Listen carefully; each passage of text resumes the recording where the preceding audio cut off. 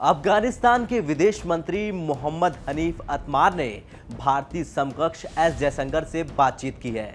इस दौरान उन्होंने अफगानिस्तान में तालिबान की हिंसा और मानव अधिकारों के हनन को रोकने के तरीकों पर चर्चा करने के लिए संयुक्त राष्ट्र सुरक्षा परिषद का एक आपातकालीन सत्र बुलाने की संभावनाओं का पता किया।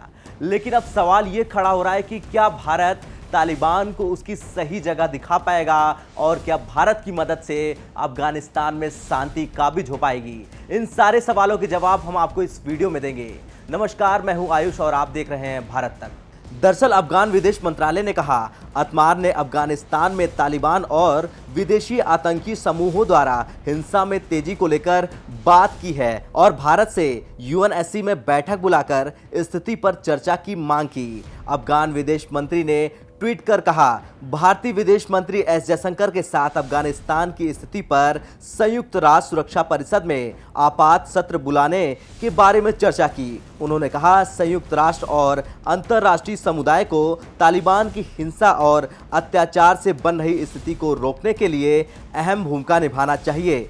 उन्होंने कहा, सुरक्षा परिषद के अध्यक्ष के रूप में भारत की भूमिका की सराहना करता हूं। भारत अगस्त के लिए यूएनएससी का अध्यक्ष है। अफगानिस्तान के विदेश मंत्रालय के मुताबिक जयशंकर ने अफगानिस्तान में बढ़ती हिंसा और मानव अधिकारों के उल्लंघन पर भारत की गहन चिंता को व्यक्त किया। देश में शांति सुनिश्चित करने के लिए कदम उठाने की अपील भी की। इससे पहले भारतीय विदेश मंत्री एस जयशंकर ने कहा था, अफगानिस्तान का भविष्य उसका अतीत नहीं हो सकता। बैठक में 1996 में अफगानिस्तान पर तालिबान के पिछले कब्जे का जिक्र करते हुए जयशंकर ने कहा कि दुनिया को अफगान की नई पीढ़ी को दबाने की तालिबान की नीति को मान्यता नहीं देनी चाहिए। तालिबान की हिंसा की आलोचना करते हुए बयान भी जारी किया है।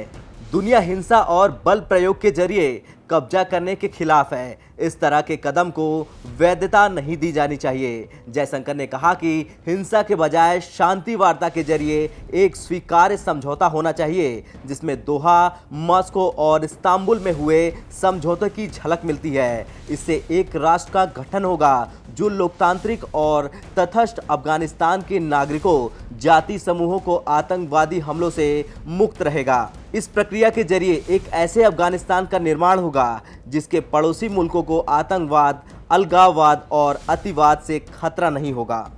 अमेरिका द्वारा अपनी सेना वापस लेने के बाद अफगानिस्तान में तालिबानियों ने हमले तेज कर दिए। तालिबान अफगानिस्तान के कई हिस्सों पर कब्जा भी कर चुका है। अपने कब्जे वाले क्षेत्रों को बढ़ाने के लिए वो हमले तेजी से कर रहा है, जबकि भारत अफगानिस्तान में शांति और स्थिरता के लिए कई कदम उठा चुका है। भारत ने अफगानिस्तान में पुनर्निर्माण के लिए $3 बिलियन का निवेश भी किया है।